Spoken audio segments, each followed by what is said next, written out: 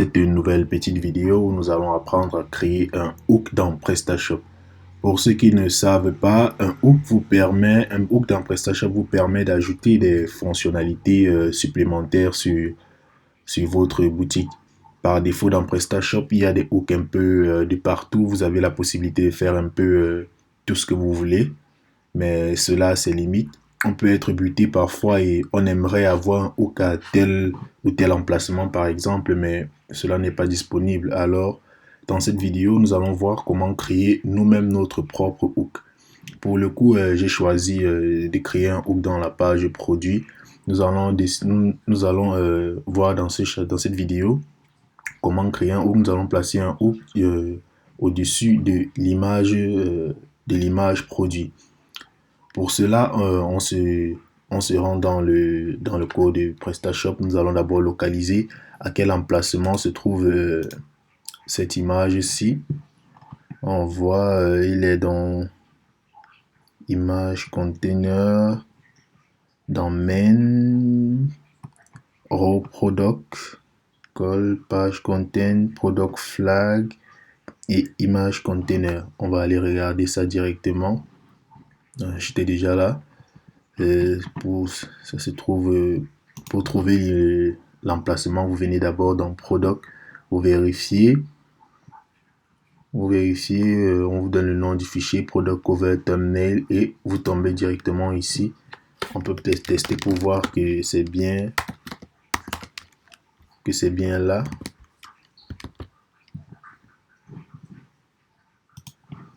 On voit bien que notre texte a été ajouté, il s'agit bien de ça.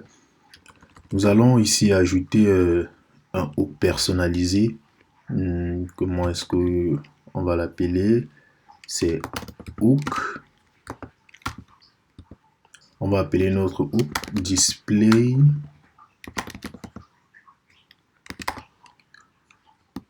image before.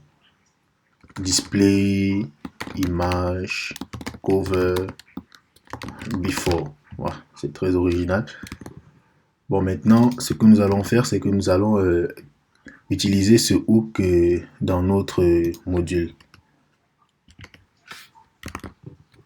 C'est aussi simple que ça de créer un hook.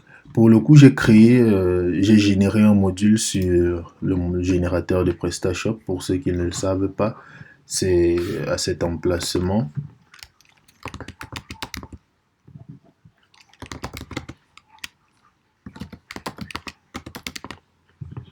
Pour ceux qui n'ont pas l'habitude, c'est ici, vous pouvez générer un module PrestaShop. J'ai généré un simple module ici. Maintenant, nous allons voir ce module. Comment est-ce que je l'ai appelé déjà? Create, oui, ceci. Nous allons directement créer notre module ici. Notre hook, autant pour moi.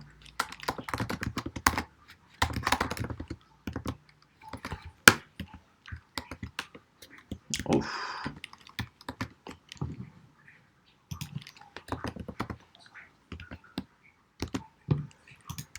Pour un coup, on va faire un retour de l'orem ipsum dollar. Il a fait retour n'importe quoi. Ça ne suffit pas maintenant, il faudrait pouvoir l'ajouter. Normalement, le hook s'installe, c'est à l'installation de votre module que le module est accroché sur les hooks, mais là notre module est déjà installé. Ce qu'on va faire, c'est que bon, je n'ai pas envie de réinstaller, on va simplement le placer ici dans la fonction construct et on va venir actualiser notre module. Là maintenant, je pense qu'il est accroché. Si on vient vérifier ici dans position,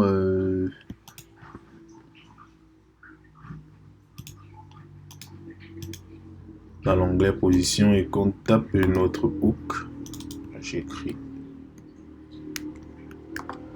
On voit bien que notre hook a été créé et notre module a été accroché dessus.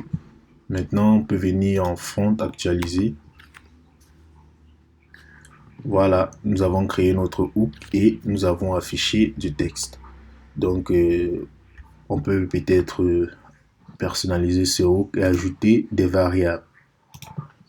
Vous pouvez envoyer comme ça des éléments. Si vous envoyez product,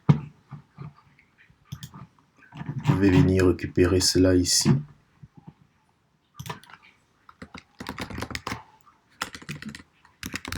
Params,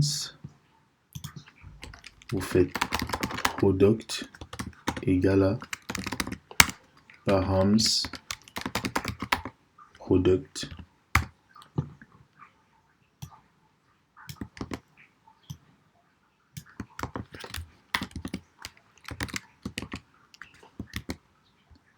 Si vous faites ça, vous allez voir ici le nom du produit. Donc, vous pouvez aussi directement envoyer un TPL. On va l'appeler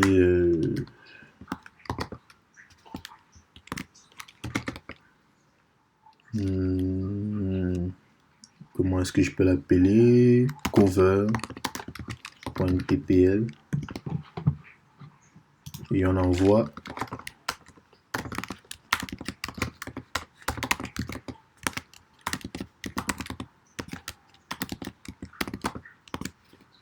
On envoie la variable produit.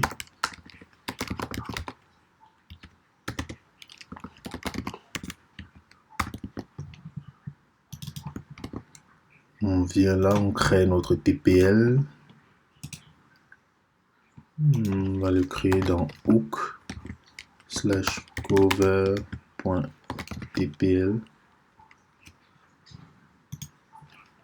Là maintenant, on peut dire, on va créer une div.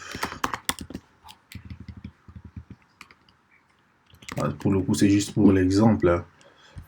Si je génère une image, j'ai besoin d'une image. C'est l'orem. C'est comment ça s'appelle? C'est l'orem pixum. Je sais même pas si ça s'appelle l'orem pixum. Hein. Ah oui, ça s'appelle l'orem pixum. On va copier quelle image? On va récupérer l'image de ce chien qui est tout mignon. IMG.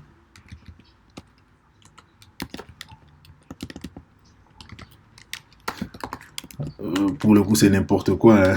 Donc, c'est juste pour l'exemple. Donc, vous pouvez enchaîner comme ça avec un petit contenu, mettre H3.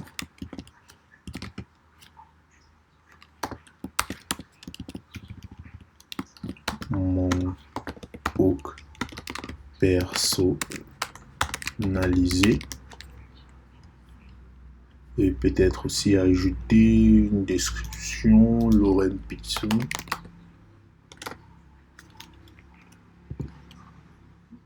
Ok, c'est passé, j'ai actualisé, putain.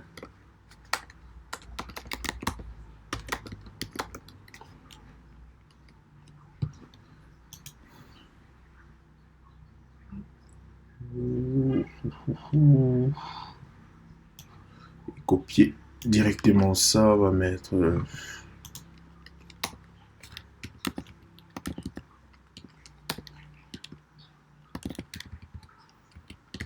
je suis pas encore habitué à ces claviers. Hein. Voilà. Maintenant, on peut voir ce que ça donne. Voilà, nous avons affiché nous avons affiché du contenu dans un hook nouvellement créé. Vous pouvez directement utiliser la variable produit dans le TPL en faisant